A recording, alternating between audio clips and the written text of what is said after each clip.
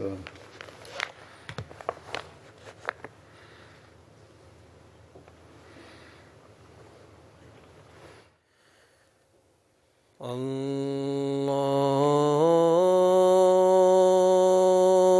أكبر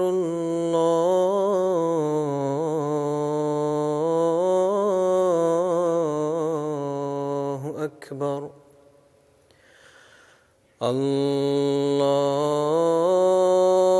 الله أكبر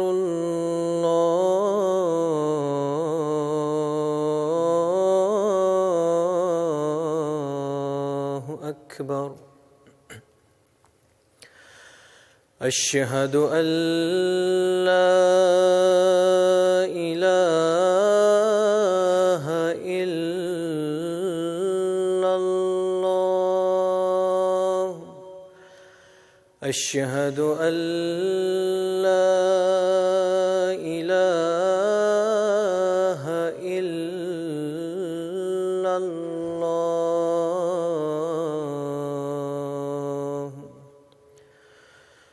أشهد أن محمدًا رسول الله أشهد أن محمدًا رسول الله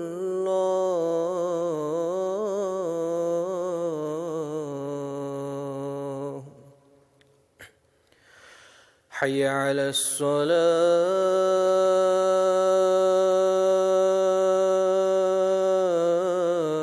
الصلاة حي على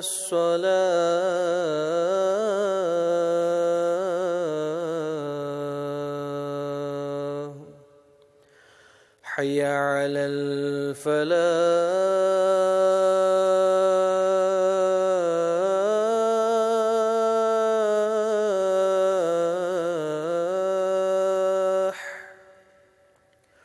حي على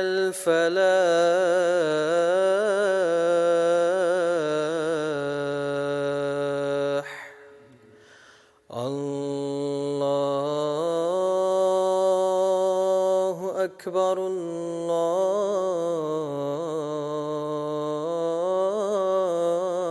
الله أكبر لا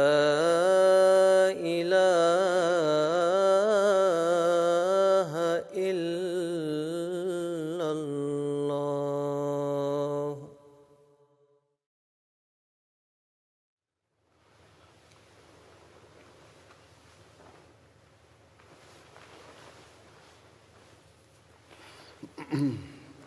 السلام علیکم ورحمۃ اللہ.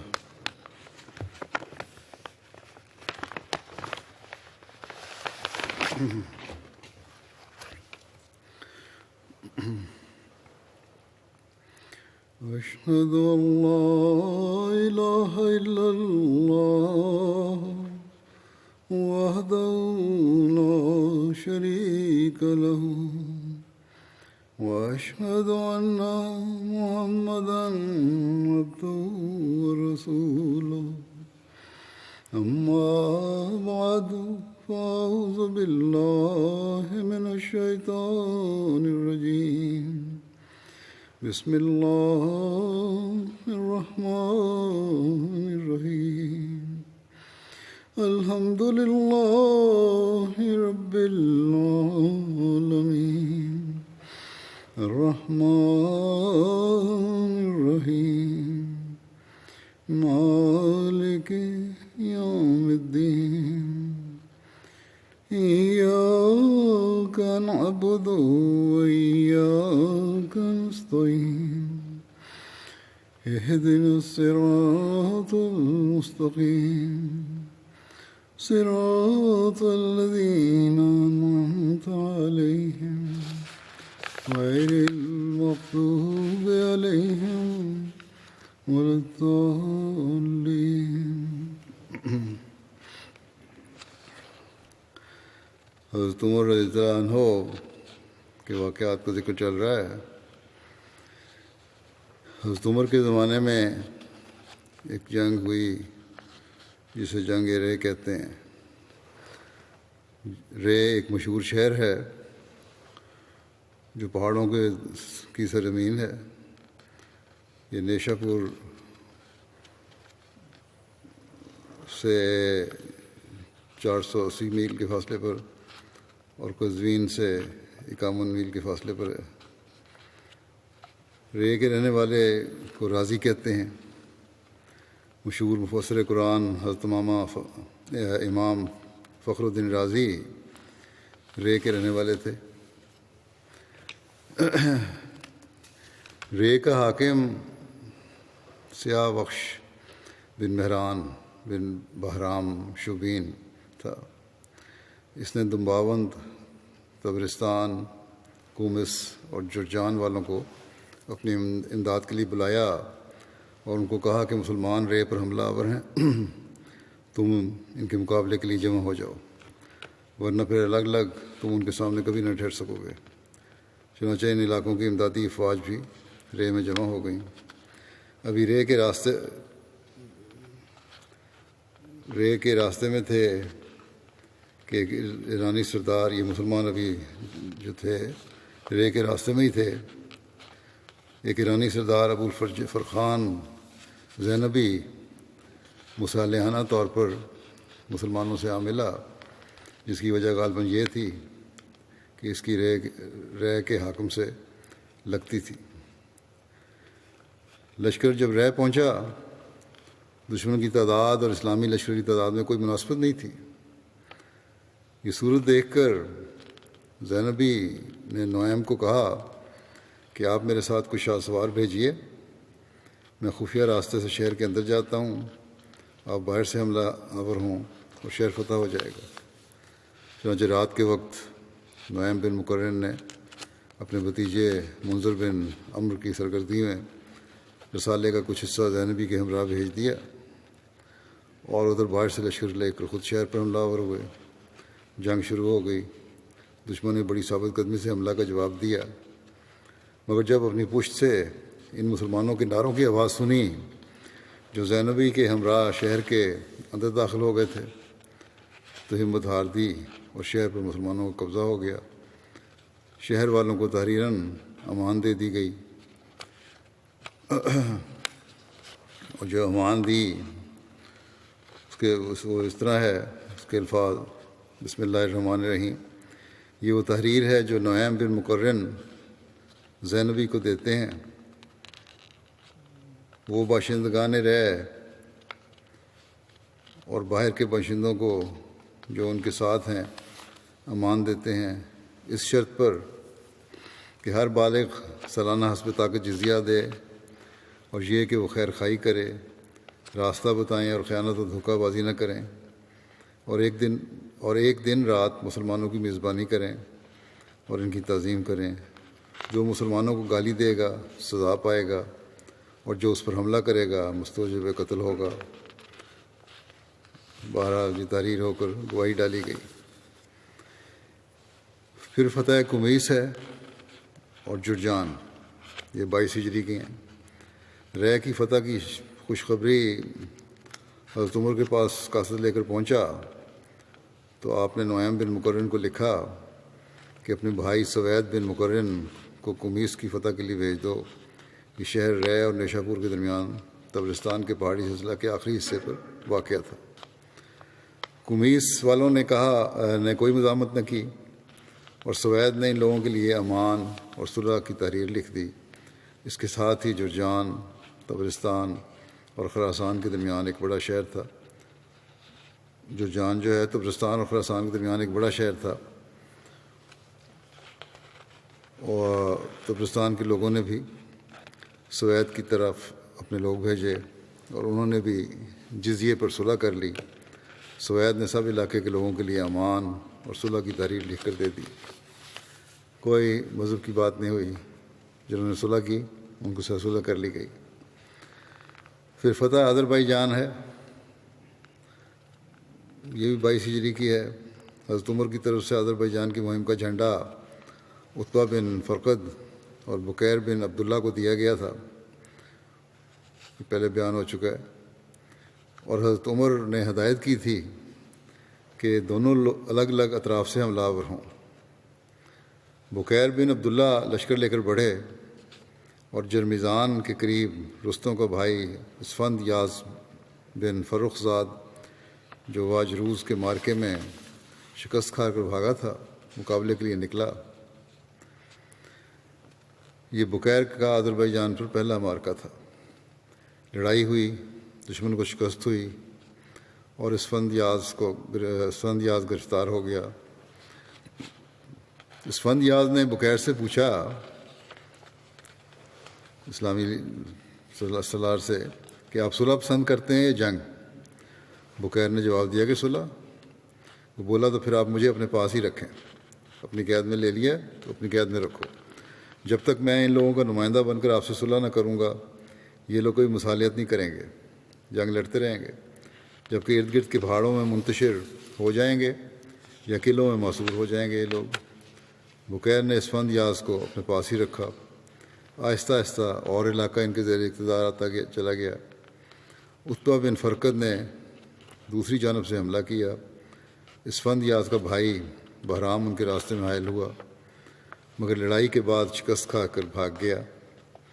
اسفند یاز نے جب یہ خبر سنی تو کہنے لگا کہ اب لڑائی کی آگ بجھ گئی اور صلح کا وقت آ گیا۔ چنانچہ اس نے صلح کر لی اور آذربائیجان کے باشندوں نے اس کا ساتھ دیا اور یہ صلح نامہ لکھا گیا۔ وہ اس کے الفاظ یہ تھے جو بسم اللہ الرحمن الرحیم سے شروع ہوتا ہے۔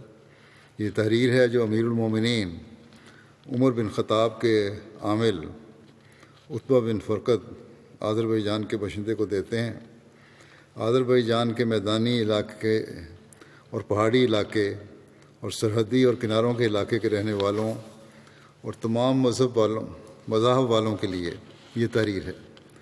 ان سب کو امان ہے، اپنے نفوس کے لیے، اپنے اموال کے لیے، اپنے مذاہب کے لیے، اپنی شریعتوں کے لیے، اس شرط پر کہ وہ جزیہ ادا کریں اپنی طاقت کے مطابق، جو بھی ان کی طاقت ہے اس مطابق جزیہ ادا کریں۔ یہ جزیہ نہ بچے پر ہے، لیکن جزیہ نہ بچے پر ہوگا، نہ عورت پر، نہ لمبے بیمار پر جو ایک مستقل بیمار ہے جس کے پاس مال نہیں، نہ اس عابد گوشہ نشین پر جس کے پاس کچھ مال نہیں۔ اور یہ یہاں کے باشندوں کے لیے بھی ہے اور ان کے لیے بھی جو باہر سے آ کر ان کے ساتھ آباد ہو جائیں، آئندہ آنے والوں کو، وہاں آباد ہونے والوں کے لیے بھی ہے۔ ان کے ذمے اسلامی لشکر کی ایک دن رات میں مہمان نوازی ہے اور اس کو راستہ بتانا ہے۔ اگر کسی سے کوئی فوجی خدمت لی جائے گی تو اس سے جزیہ ساقط کر دیا جائے گا۔ جو یہاں قیام کرے اس کے لیے یہ شرائط ہیں، اور جو یہاں سے باہر جانا چاہے وہ امن میں ہے حتیٰ کہ اپنے امن کے مقام پر چلا جائے۔ یہ تحریر جندب نے لکھی اور اس کے گواہ ہیں بکیر بن عبداللہ اور سماک بن خرشہ۔ آرمینیا کی مصالحت کے بارے میں لکھا ہے کہ آذربائیجان کی فتح کے بعد بکیر بن عبداللہ آرمینیا کی طرف بڑھے۔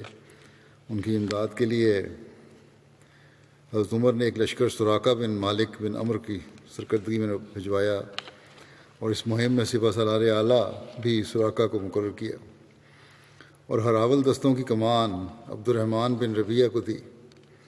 ایک بازو کا افسر حذیفہ بن اسید غفاری کو بنایا اور یہ حکم دیا کہ جب یہ لشکر بکیر بن عبداللہ کے لشکر سے جو آرمینیا کی طرف روانہ تھا جا ملے تو دوسرے بازو کی کمان بکیر بن عبداللہ کے سپرد کی جائے۔ یہ لشکر روانہ ہوا اور ہراول دستوں کے افسر عبد الرحمن بن ربیعہ سرت سے نقل و حرکت کرتے ہوئے بکیر بن عبداللہ کے لشکر سے آگے نکل کر باب مقام کے قریب جا پہنچے جہاں شہرہ براز حاکم ارمینیا مقیم تھا۔ یہ شخص ایرانی تھا۔ اس نے خط لکھ کر عبد الرحمن سے امان حاصل کی اور عبد الرحمن کی خدمت میں حاضر ہوا۔ وہ ایرانی تھا اور آرمینیوں سے اسے نفرت تھی۔ اس نے عبد الرحمن کے پاس صلح کی پیشکش کی اور کہا کہ مجھ سے جزیہ نہ لیا جائے، میں حسب ضرورت فوجی امداد دیا کروں گا۔ یہ ایک اور طرز کا معاہدہ ہو رہا ہے یہاں.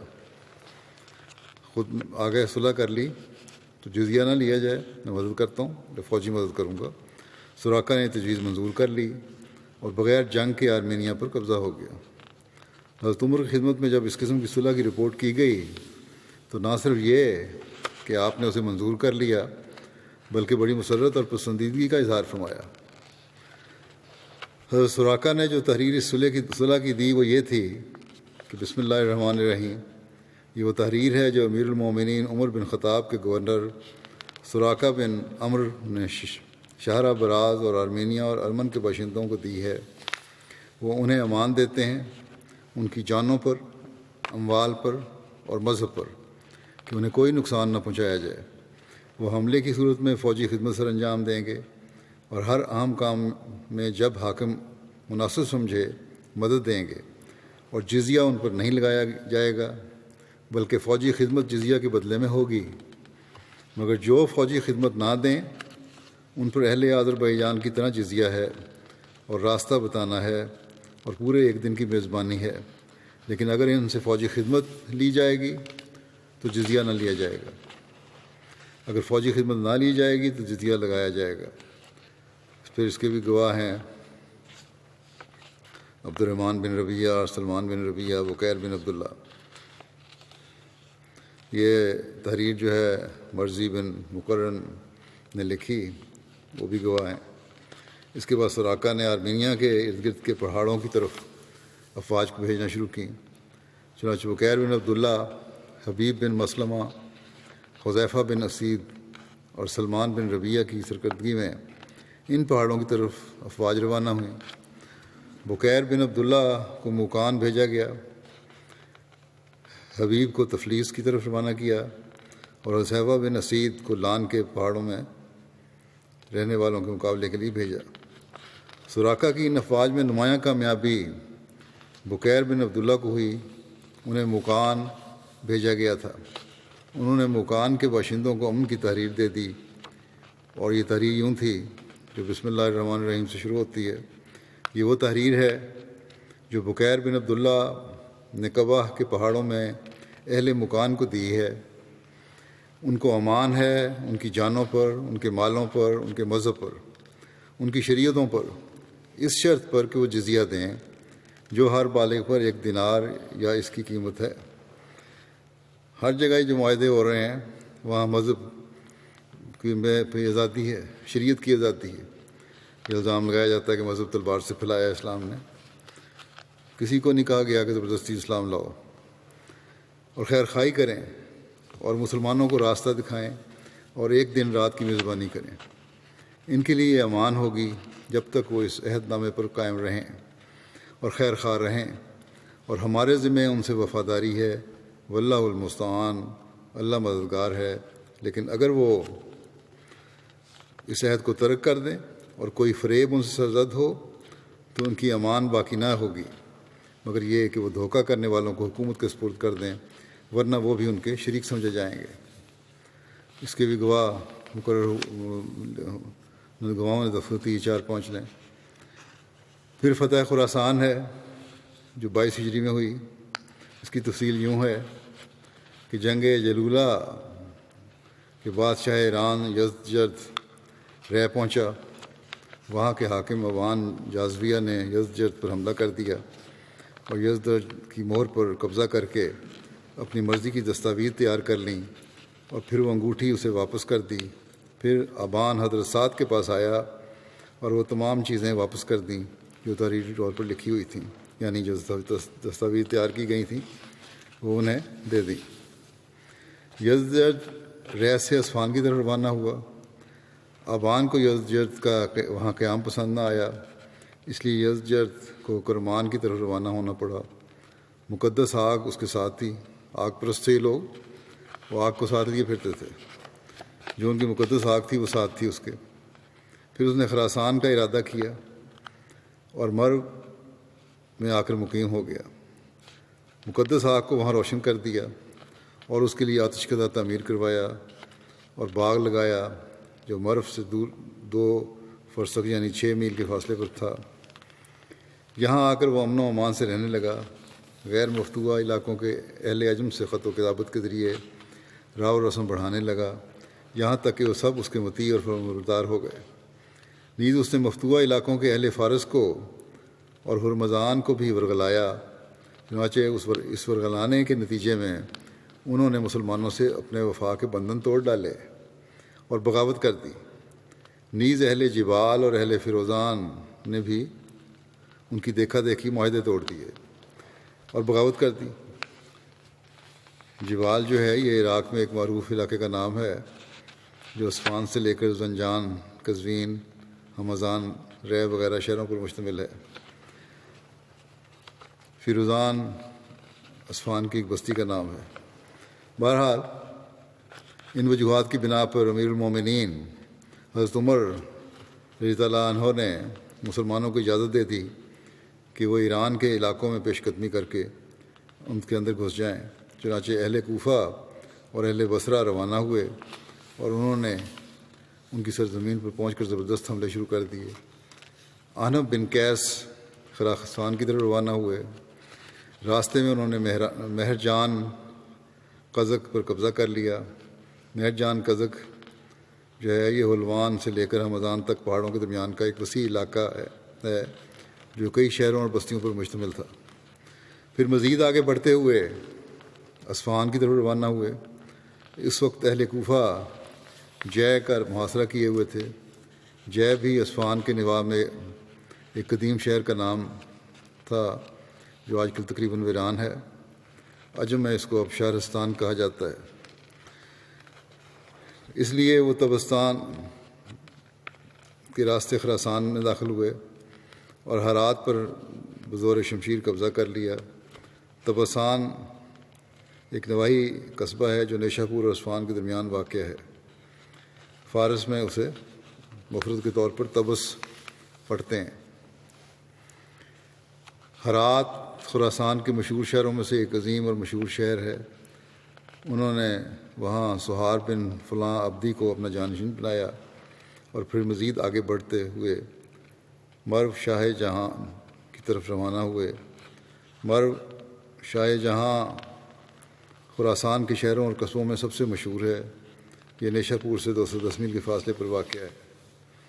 اس دوران درمیان میں کسی سے کوئی جنگ نہیں ہوئی، اس لیے نیشا پور کی طرف مطرف بن عبداللہ بن شخیر کو بھیجا اور سرخس کی طرف حارث بن حسان کو روانہ کیا۔ سرخس بھی خراسان کے نواح میں ایک پرانا اور بڑا شہر ہے جو نیشا پور اور مرو کے درمیان واقع ہے۔ بہرحال جب عنف بن قیس مرو شاہ جہان کے قریب پہنچا تو یزدجرد مرو روز چلا گیا اور وہاں رہنے لگا۔ مرو روز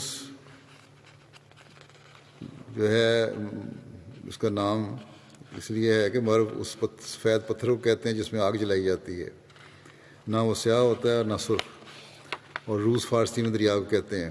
گویا یہ دریا کا مرو ہوا۔ یہ مرو شاہ جہان سے 5 دن کی مسافت پر ایک بہت بڑے دریا پر واقع ہے۔ عنف بن قیس مرو شاہ جہاں میں فروکش ہو گئے۔ یزدجرد نے مرو روز پہنچنے کے بعد خوف کے مارے مختلف حاکموں کے پاس امداد کی درخواست کی۔ اس نے خاقان سے بھی امداد کی درخواست کی۔ شاہ سغد کو بھی تحریر کیا کہ فوج کے ذریعے اس کی مدد کی جائے۔ سغد وہ علاقہ ہے جس میں سمرقند اور بخارا وغیرہ واقع ہیں۔ نیز اس نے شہنشاہ چین سے بھی امداد کی درخواست کی۔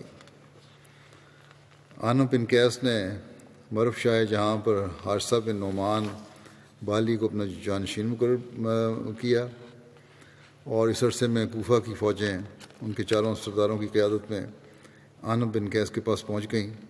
جب تمام فوجیں مرو شاہ جہان آ گئیں تو عنف بن قیس نے مرو شاہ جہان سے مرو روس کی طرف فوج کشی کی۔ جب یزدجرد کو یہ خبر ملی تو بلخ کی طرف روانہ ہو گیا۔ بلخ بھی دریائے جیہون کے قریب خراسان کا ایک خوبصورت شہر تھا۔ چنانچہ عنف بن قیس مرو روس میں مقیم ہو گئے۔ جب کوفہ کی فوجیں براہ راست بلخ روانہ ہو گئیں پھر عنف بن قیس بھی ان کے پیچھے روانہ ہو گئے۔ بالآخر بلخ میں اہل کوفہ کی افواج اور یزدجرد کی افواج کا سامنا ہوا۔ اور فریقین کے درمیان مقابلہ ہوا۔ نتیجہ یہ نکلا کہ اللہ تعالیٰ نے یزدجرج کو مات دے دی اور وہ ایرانیوں کو لے کر دریا کی طرف روانہ ہوا اور دریا پار کر کے بھاگ گیا۔ اتنے میں عنف بن قیس بھی کوفہ کی فوجوں کے ساتھ آ ملے۔ اس وقت اللہ تعالیٰ نے ان کے ہاتھوں بلخ کو فتح کرا دیا، اس لیے بلخ اہل کوفہ کی فتوحات میں شامل تھا۔ اس کے بعد خراسان کے وہ باشندے جو بھاگ گئے تھے یا قلعہ بند ہو گئے تھے، اور نیشا پور سے لے کر تخارستان کے باشندے سب صلح کے لیے آنے لگے۔ تخارستان یہ علاقہ جو ہے یہ بہت سے شہروں پر مشتمل ہے اور یہ خراسان کے نواح میں ہے۔ اس کا سب سے بڑا شہر تالقان ہے۔ اس کے بعد عنف بن قیس واپس مرو روز چلے گئے اور وہاں رہنے لگے۔ البتہ ربیع بن عامر جو عرب کے شرفاء میں سے تھے، اس کو تخارستان میں اپنے جانشین کو بنایا۔ عنف بن قیس نے حضرت عمر کو فتح خراسان کی خبر لکھ کر بھجوائی۔ فتح خراسان کی خبر سن کر حضرت عمر نے فرمایا، میں چاہتا تھا کہ ان کے خلاف کوئی لشکر نہ بھیجا جاتا، اور میری خواہش تھی کہ ان کے اور ہمارے درمیان آگ کا سمندر حائل ہوتا۔ کہتے ہیں جی زمینوں پہ قبضہ کرنا چاہتے تھے، ملکوں پہ قبضہ کرنا چاہتے تھے۔ یہ حضرت عمر کی خواہش تھی کہ میں نہیں بھیجنا چاہتا تھا فوج۔ حضرت علی نے حضرت عمر کی بات سن کے فرمایا، اے امیر المومنین، آپ یہ بات کیوں فرماتے ہیں؟ تو آپ نے فرمایا، اس کی وجہ یہ ہے کہ یہاں کے باشندے 3 مرتبہ شکنی کریں گے اور معاہدہ کو توڑیں گے، اور تیسری مرتبہ ان کو مغلوب کرنے کی ضرورت ہوگی۔ ایک روایت میں اس طرح ہے کہ حضرت علی بن ابی طالب فرماتے ہیں کہ جب حضرت عمر کے پاس فتح خراسان کی خبر پہنچی تو وہ فرمانے لگے، میں چاہتا ہوں کہ ہمارے اور ان کے درمیان آگ کا سمندر حائل ہوتا۔ اس بات پر حضرت علی نے فرمایا، اے امیر المومنین، یہ تو خوشی کا مقام ہے، آپ کو کیا پریشانی ہے؟ فتح ہو گیا، آپ کہتے ہیں روح پیدا ہو جاتی۔ حضرت عمر نے فرمایا، ہاں خوشی کی بات ہے، مگر پریشان اس بات پر ہوں کہ یہ لوگ 3 مرتبہ شکنی کریں گے۔ ایک روایت میں ہے کہ جب حضرت عمر کو یہ اطلاع ہوئی کہ عنف بن قیس کا مرو کے دونوں شہروں پر قبضہ ہو گیا ہے اور انہوں نے بلخ بھی فتح کر لیا ہے، تو آپ نے فرمایا، عنف بن قیس اہل مشرق کے سردار ہیں۔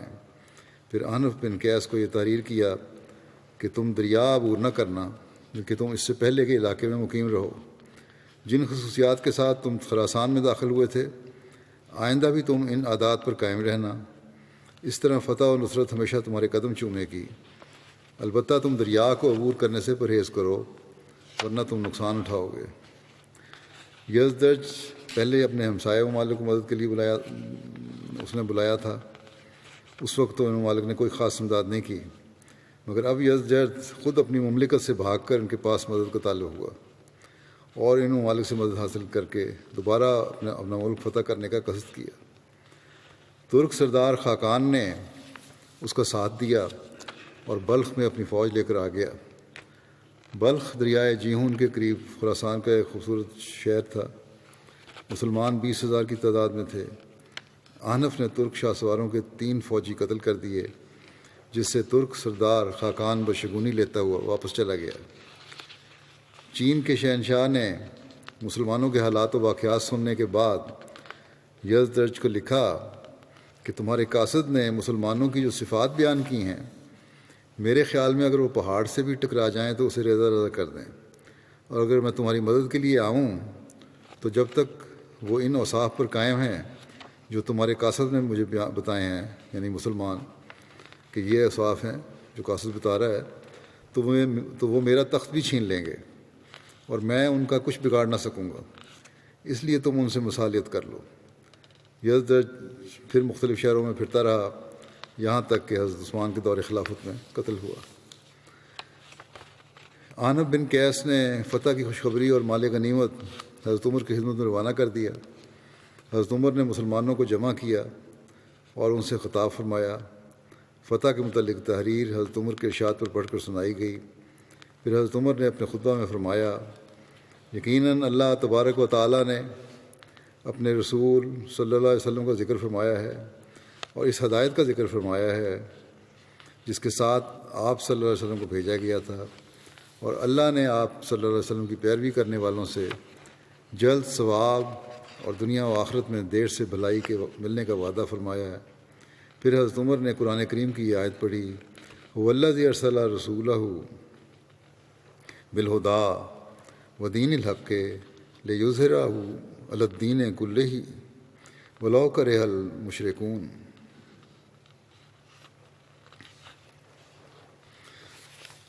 وہی ہے جس نے اپنے رسول کو ہدایت اور دین حق کے ساتھ بھیجا تاکہ وہ اسے سب دینوں پر غالب کر دے، خواہ وہ مشرک کیسا ہی ناپسند کریں۔ تمام حمد اللہ کے لیے۔ پھر آپ نے فرمایا کہ تمام حمد اللہ کے لیے ہے جس نے اپنا وعدہ پورا کر دیا اور اپنے لشکر کی مدد کی۔ سنو، اللہ نے مجوسی بادشاہت کو ہلاک کر دیا اور ان کے اتحاد کو ٹکڑے ٹکڑے کر دیا۔ اپنی حکومت کی ایک بلش زمین بھی اب ان کی ملکیت میں باقی نہیں کہ وہ کسی مسلمان کو نقصان پہنچا سکیں۔ سنو، اللہ نے تم کو ان کی زمین اور ان کے گھروں اور ان کے اموال اور ان کے بیٹوں کا وارث بنا دیا ہے تاکہ وہ دیکھے کہ تم کیسے اعمال کرتے ہو۔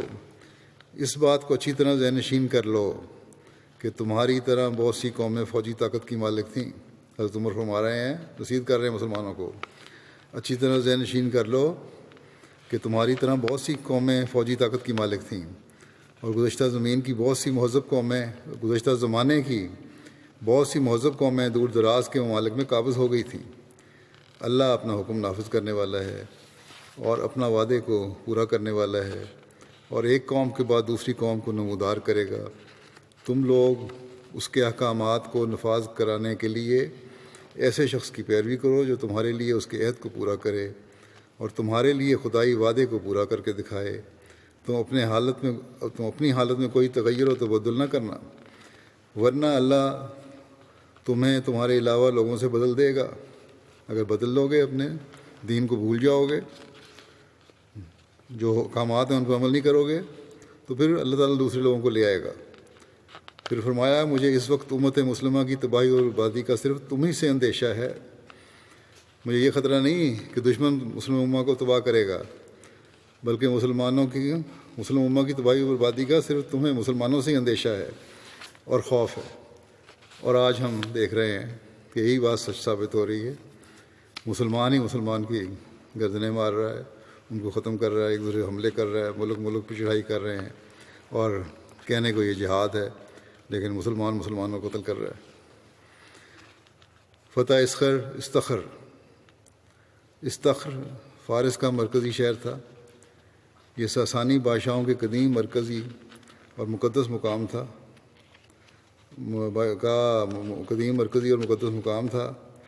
جہاں پر ان کا قدیم آتش کدہ بھی تھا، جس کی نگرانی خود شہنشاہ ایران کرتا تھا۔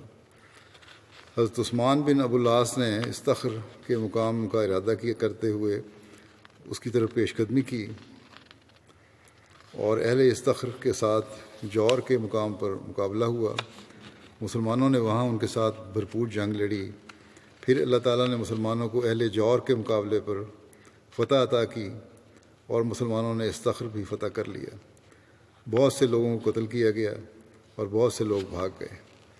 حضرت عثمان بن ابو العاص نے کافروں کو جزیہ ادا کرنے اور ذمہ رعایا بننے کی دعوت دی، چنانچہ انہوں نے ان سے خط و کتابت کی، اور حضرت عثمان بن ابو العاص بھی ان سے نامہ و پیام کرتے رہے۔ آخرکار ان کے حاکم ہرمز نے اس پیشکش کو قبول کر لیا اور جزیہ ادا کرنے پر راضی ہو گئے۔ چنانچہ جو لوگ فتح استخر کے وقت بھاگ گئے تھے یا الگ ہو گئے تھے، سب جزیہ ادا کرنے کی شرط کے ساتھ دوبارہ واپس آ گئے امن کی جگہ پہ۔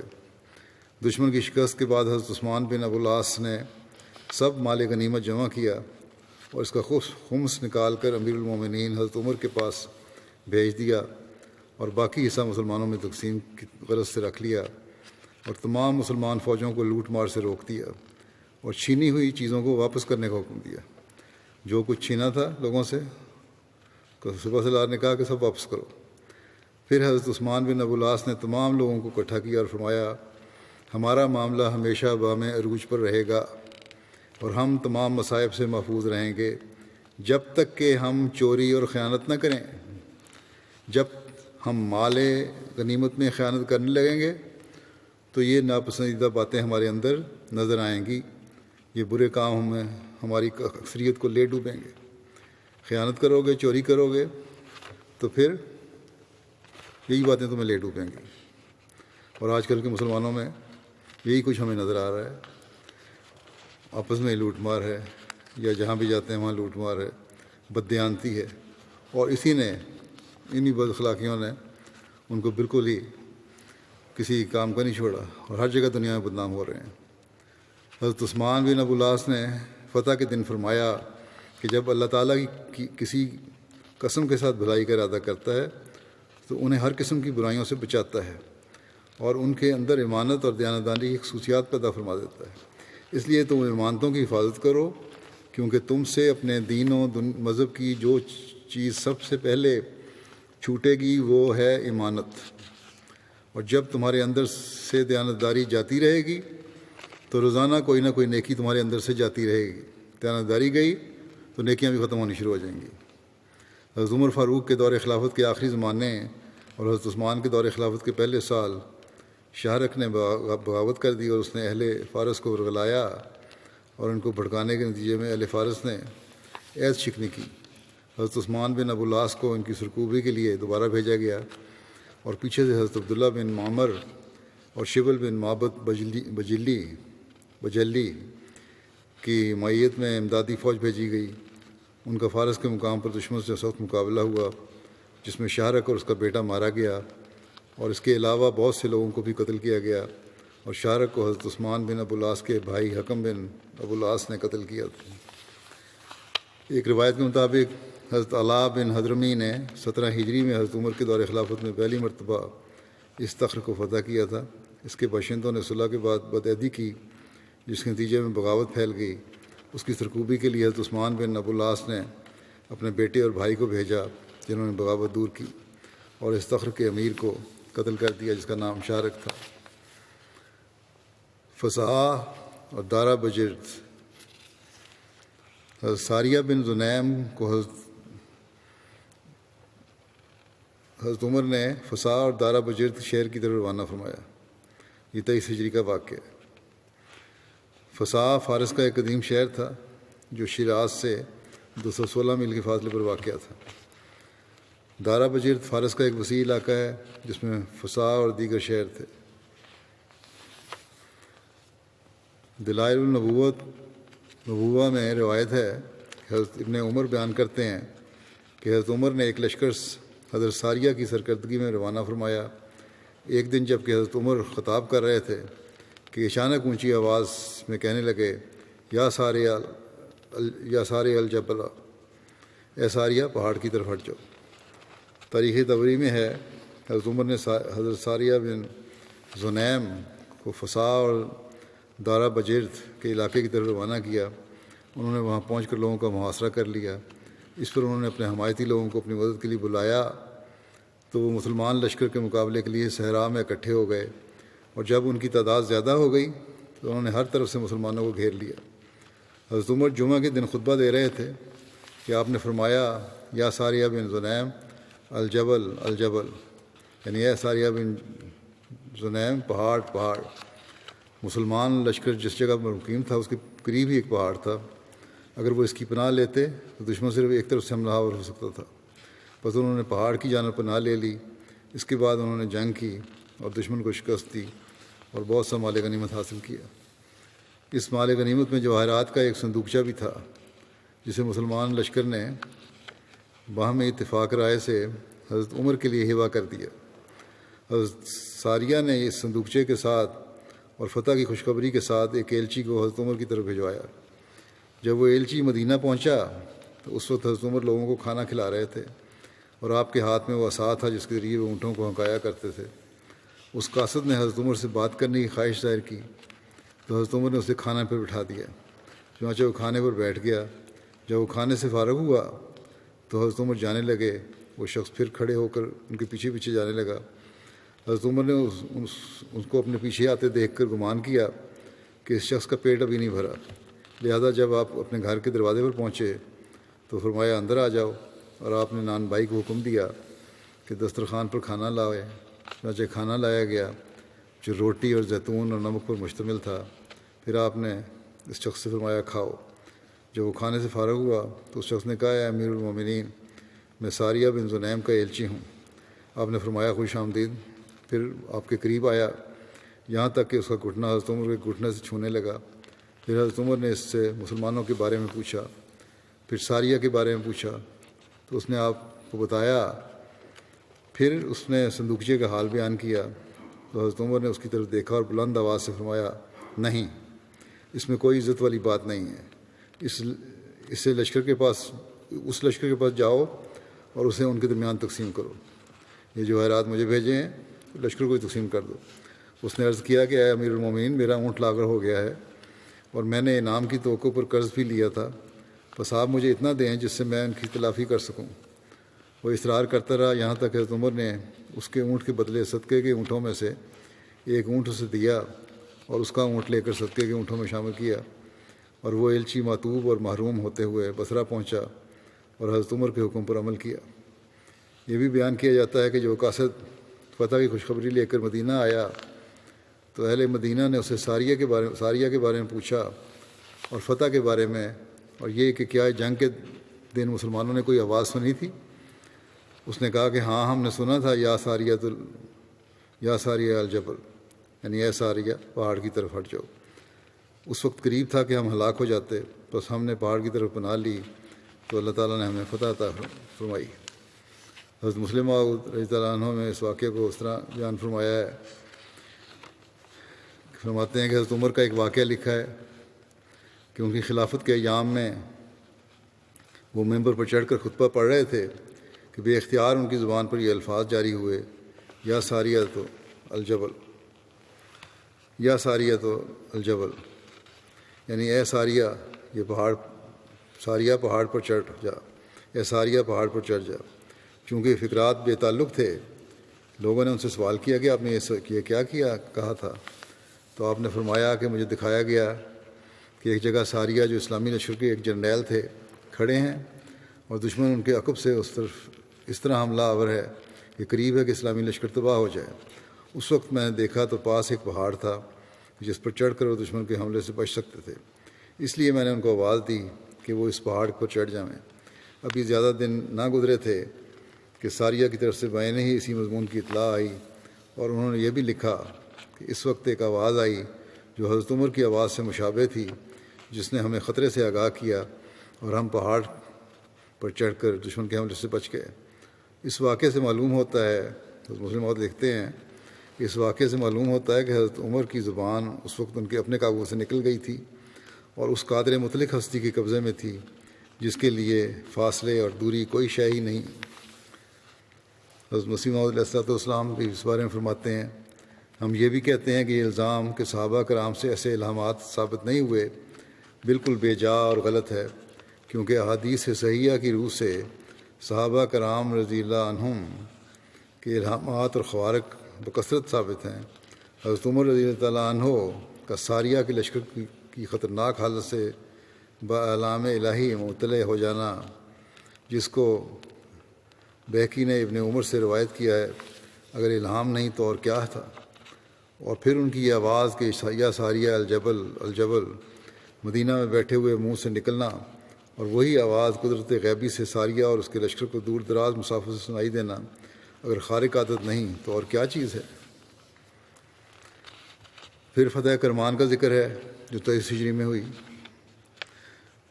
حضرت سہیل بن عدی کے ہاتھوں کرمان فتح ہوا. یہ بھی کہا جاتا ہے کہ عبداللہ بن بدیل کے ہاتھوں فتح ہوا.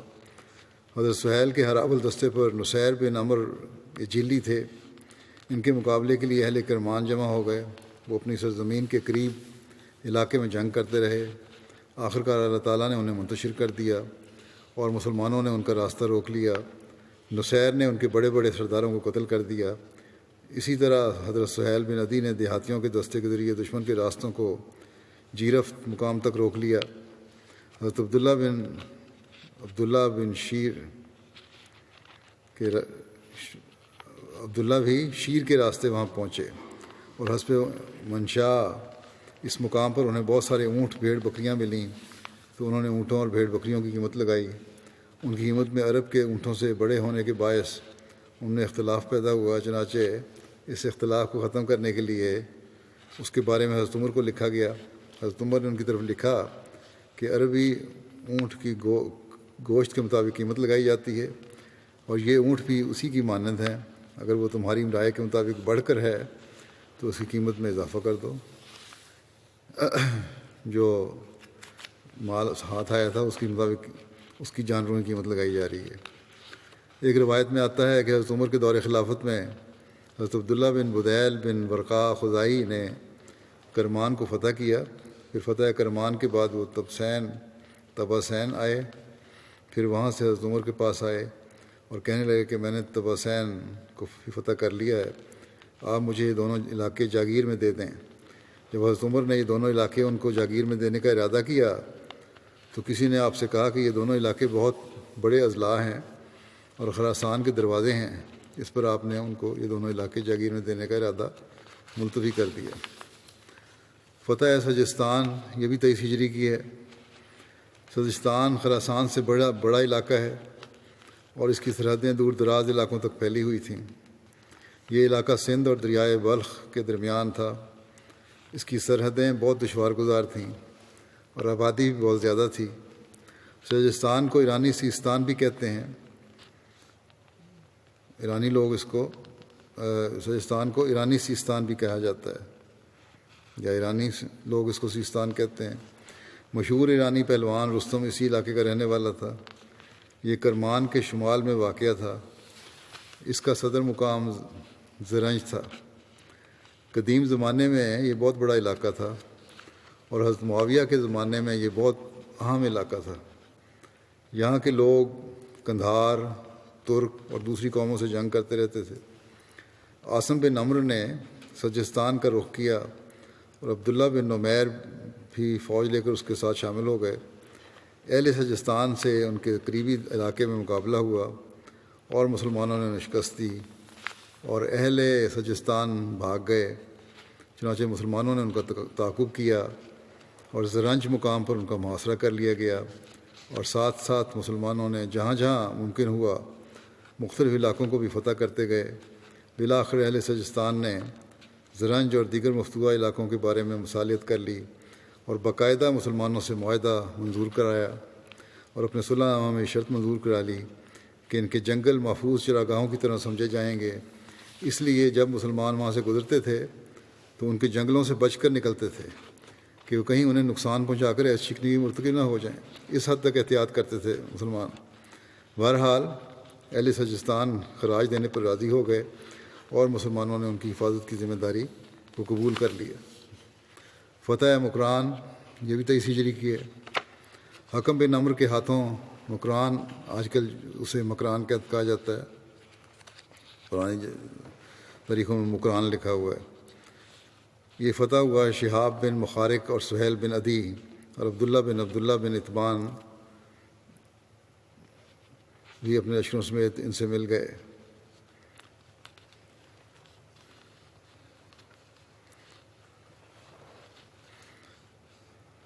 حکم بن عمرو کے ہاتھوں یہ مکران فتح ہوا تھا، لیکن ان کے ساتھ بھی شہاب بن مخارق، سہیل بن عدی اور عبداللہ بھی لشکروں سمیت ان کے ساتھ مل گئے تھے۔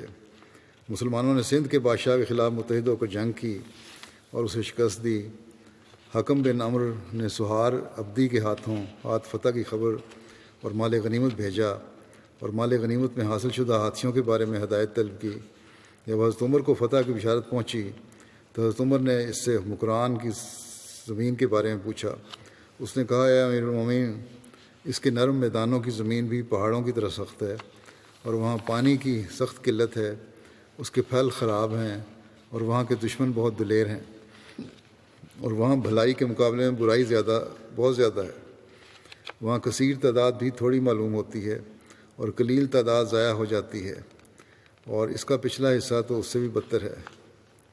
حضرت عمر نے اس کے اس انداز گفتگو فرمایا کہ کیا تم قافیہ پیمائی کر رہے ہو یا باقی صورتحال کی خبر دے رہے ہو؟ اس نے اس پر کہا کہ میں صحیح خبر آپ تک پہنچا رہا ہوں۔ اس پر آپ نے فرمایا کہ اگر تم صحیح بتلا رہے ہو تو بخدا امیر لشکر وہاں بھی حملہ نہیں کرے گا، بخدا میرا لشکر وہاں حملہ نہیں کرے گا۔ چنانچہ آپ نے حکم بن عمرو اور حضرت سہیل کو یہ حکم تحریر فرمایا اور یہ حکم تحریر فرما کر روانہ کیا کہ تم دونوں کے لشکروں میں سے کوئی بھی مکران سے آگے پیش قدمی نہ کرے اور دریا کے اس پار کے علاقے تک محدود رہے۔ نیز آپ نے بھی حکم دیا کہ ہاتھیوں کو اسلامی سرزمین پر ہی فروخت کر دیا جائے اور اس سے حاصل ہونے والے مال کو مسلمان لشکروں میں تقسیم کر دیا جائے۔ اس جنگ کی جو تفصیلات بیان کی گئی ہیں وہ طبری سے لی گئی ہیں۔ اس جنگ کی بابت علامہ شبلی نے ایک نوٹ بھی دیا ہے کہ فتوحات فاروقی کی اخیر حد یہی مکران ہے، لیکن یہ طبری کا بیان ہے۔ مورخ بلازری کی روایت ہے کہ دیبل کے نشیبی علاقوں اور تھانہ تک فوجیں آئیں۔ اگر یہ صحیح ہے تو حضرت عمر کے عہد میں اسلام کا قدم سندھ و ہند میں بھی آ چکا تھا۔ نیز وہ حاشیہ میں لکھتے ہیں کہ آج کل مکران کا نصف حصہ بلوچستان کہلاتا ہے۔ اگرچہ مورخ بلازری فتوحات فاروقی کی حد سندھ کے شہر دیبل تک لکھتا ہے، مگر طبری نے مکران کو ہی اخیر حد قرار دیا ہے۔ بہرحال یہ حضرت عمر رضی اللہ عنہ کا زمانے کا ذکر ابھی چل رہا ہے، وہ بھی آئندہ بھی بیان ہوگا۔ جمعہ کے بعد میں ایک ٹرکش انٹرنیٹ ریڈیو کا افتتاح کروں گا۔ اس ریڈیو چینل کا نام اسلام احمدیتین CC یعنی استدعائے اسلام احمدیت ہے، جو الحمدللہ اب 24 گھنٹے کی نشریات کے لیے تیار ہے۔ یہ ریڈیو دنیا بھر میں ٹیبلٹ اور اسمارٹ فون اور لیپ ٹاپ وغیرہ پر ایک لنک کے ذریعے سنا جا سکے گا۔ 4 گھنٹے پر مشتمل ایک پیکج کو 6 دفعہ دن میں ریپیٹ کیا جائے گا۔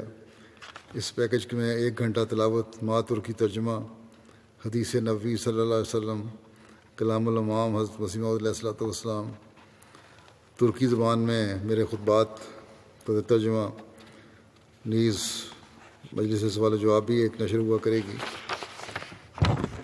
دنیا کے 20 ممالک سے زائد ممالک تبلیغی ممالک و تربیتی مقاصد کے لیے اس ریڈیو سے انشاءاللہ استفادہ ہوگا۔ میں یہ 20 ممالک سے زائد ممالک استفادہ کر سکیں گے، تبلیغی میدان میں بھی اور تربیتی مقاصد کے لیے بھی۔ مثلاً آذربائیجان ہے، جارجیا ہے،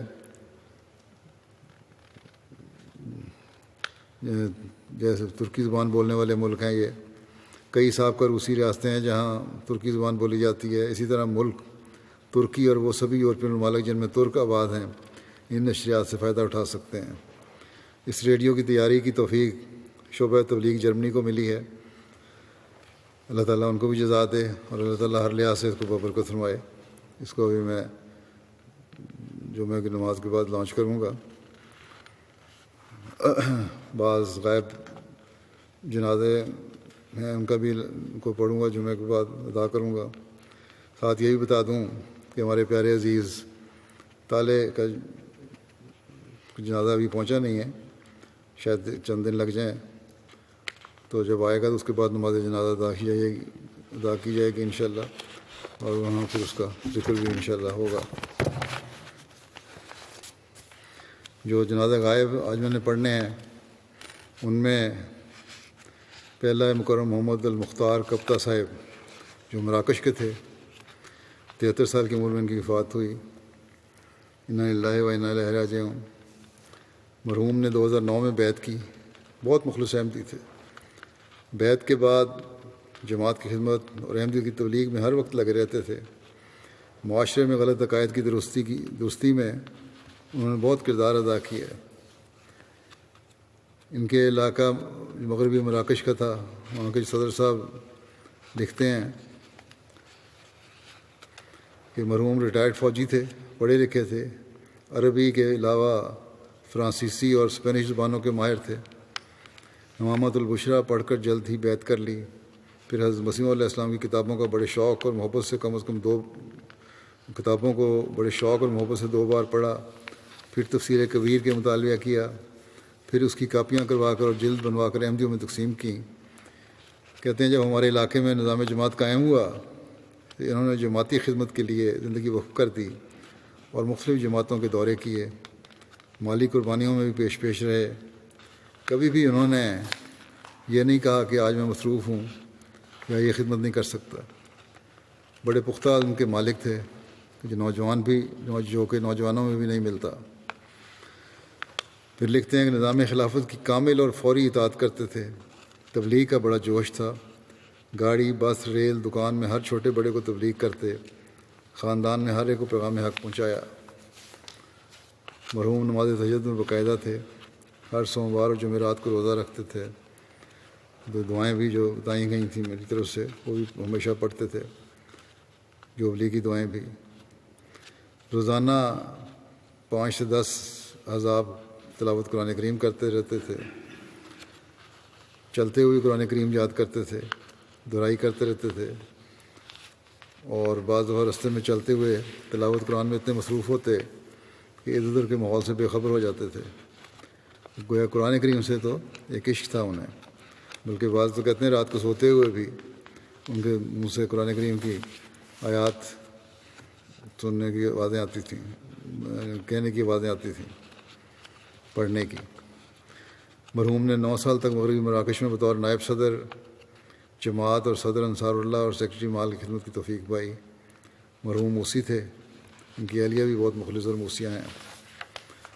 اگلا ذکر ہے محمود احمد صاحب، سابق خادم مسجد اقصی اور مسجد مبارک قادیان کا، جو 74 سال کی عمر میں وفات پا گئے تھے کہ نشہ دنوں۔ انا للہ و انا الیہ راجعون۔ مرحوم مخدوم حسین صاحب بیلگام کے بیٹے تھے، جو کہ صوبہ کرناٹک سے ہجرت کر کے قادیان آ گئے تھے۔ 28 سال تک مسجد اقصی اور مسجد مبارک میں خادم مسجد کے طور پر خدمت کی توفیق پائی انہوں نے۔ مرحوم موسی تھے، مرحوم 100 مصلات کے پابند تھے، تہجد گزار اور دعا گو انسان تھے۔ مسجد کے ساتھ میں خاص لگاؤ تھا۔ عثمان میں اہلیہ کے علاوہ 2 بیٹے اور 1 بیٹی شامل ہیں۔ اگلا ذکر ہے سودا صاحبہ اہلیہ عبدالرحمٰن صاحب کیرالہ انڈیا کا، جو 22 جولائی کو جن کی وفات ہوئی تھی 76 سال کی عمر میں۔ انا للہ و انا الیہ راجعون۔ مرحومہ شمس الدین صاحب مالاباری مبلغ انچارج کبابیر کی والدہ تھیں۔ شمس الدین صاحب کہتے ہیں کہ خاکسار کی والدہ صاحبہ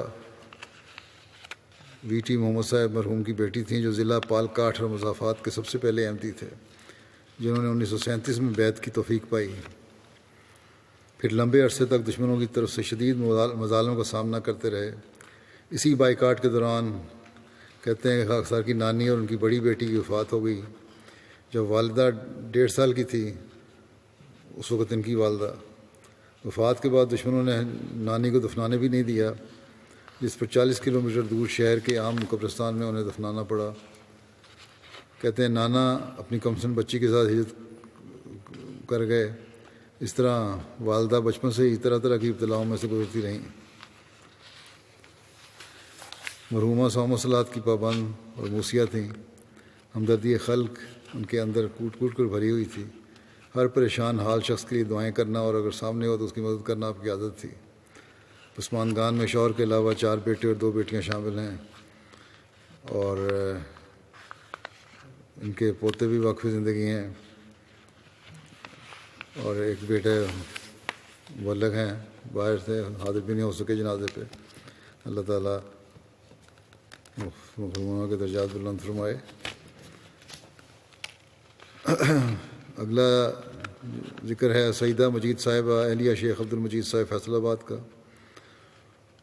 جو گزشتہ دنوں ان کی وفات ہوئی 86 سال کی عمر میں۔ انا للہ و انا الیہ راجعون۔ ان کے بیٹے شیخ وحید صاحب کہتے ہیں ان کے خاندان میں احمدیت کا نفوذ ان کے دادا حضرت برکت علی قادیانی صاحب کے ذریعے سے ہوا۔ آپ کے دادا اور دادی دونوں حضرت مسیح علیہ السلام کے صحابی تھے، ان کو یہ اعزاز ملا۔ لمبا عرصہ جماعت کی خدمت کی توفیق پائی انہوں نے، سیدہ مجید صاحبہ نے۔ شروع میں صدر حلقہ اور سیکرٹری مال کی حیثیت سے، اور پھر 1982 سے لجنہ معلّہ ضلع فیصل آباد کی تشکیل نو ہونے پر سیکرٹری مال کے عہدے پر 7 سال فائز رہیں۔ بہت محنت سے 82 مجالس میں باقاعدگی سے دورہ جات کر کے ہر مجلس میں عہدے داران کے کام کی نگرانی کرتی ہیں، شعبہ مال کے ریکارڈ اور چندہ جات کی بر وقت آمد اور تفصیل پر خصوصی نظر رکھتی تھیں۔ ان کی حساب کا صدر ہیں بشرا سمی صاحبہ ضلع کی، کہتی ہیں ایک دفعہ جماعتی دورے سے واپسی پر ڈاکوؤں نے گاڑی کو روکا۔ انہوں نے جلدی سے پرس جو چندے کے پیسے تھے وہ ان پیروں میں گرا دیا تاکہ چندہ محفوظ رہے، اور اپنا زیور کے چھن جانے کی طرف روانی ہوئی۔ باقی زیور زور ڈاکوؤں نے اتروا لیا ان سے، لیکن پیسے بچ گئے چندے کے، اور اس بات پہ بڑی خوش تھیں کہ چندے کے پیسے بچ گئے۔ وفات سے چند ماہ قبل جو بھی زیور تھا ان کے پاس تھا وہ سارا جماعتی تحریکات نے پیش کر دیا۔ حضرت مسیح علیہ السلام کی کتب کا کئی بار مطالعہ کیا۔ بہت سی خوبیوں کی مالک تھیں، خدا تعالیٰ کی محبت میں بڑی ہوئی، دعا گو، متوکل علی اللہ تھیں۔ خلافت سے بہت محبت اور عشق کا تعلق تھا۔ اپنی بیٹوں، بہوؤں اور پوتوں پوتیوں کو ہمیشہ خلافت سے وابستہ رہنے اور خلیفہ وقت کے لیے دعا کرنے اور خلیفہ وقت کی خطبات سننے کی تلقین کرتی رہتی تھیں۔ مرحومہ موسیہ تھیں۔ پسماندگان میں شوہر کے علاوہ 8 بیٹے اور متعدد پوتے پوتیاں اور پڑپوتے پڑپوتیاں شامل ہیں۔ اللہ تعالیٰ ان سب مرحومین سے مغفرت اور رحم کا سلوک فرمائے، ان کے درجات بلند فرمائے۔ جیسا کہ میں نے کہا، نماز کے بعد نماز جنازہ غائب ادا کروں گا۔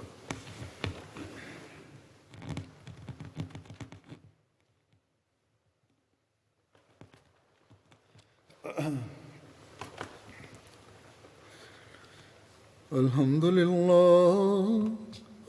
للہ نحمده ونستعینه ونستغفره ونؤمن به ونتوکل علیہ ونعوذ باللہ من شرور انفسنا ومن سیئات اعمالنا من يهده الله فلا مضل له ومن يضلل فلا هادي له ونشهد أن لا إله إلا الله ونشهد أن محمدا عبده ورسوله عباد الله رحمكم الله إن الله يأمر بالعدل والإحسان وإيتاء ذي القربى وينهى عن الفحشاء والمنكر والبغي يعظكم لعلكم تذكرون اذكروا الله يذكركم وادعوه يستجب لكم ولذكر الله أكبر